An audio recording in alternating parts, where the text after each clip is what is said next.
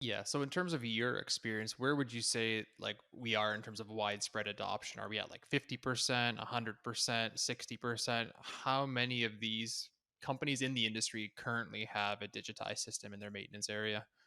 Yeah, I mean the available market is still massive, right? If you look at the available market of people that need a maintenance system like that, it's something like 80% still have a ways to go.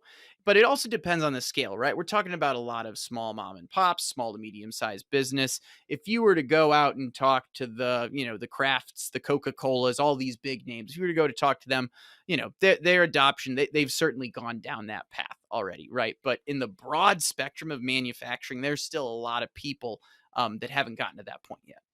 Yeah, and that's one of the things that we see commonly too is like job shops and smaller companies like that think, "Oh, these are for the big guys. It's not a tool for us." What would you say to somebody like that?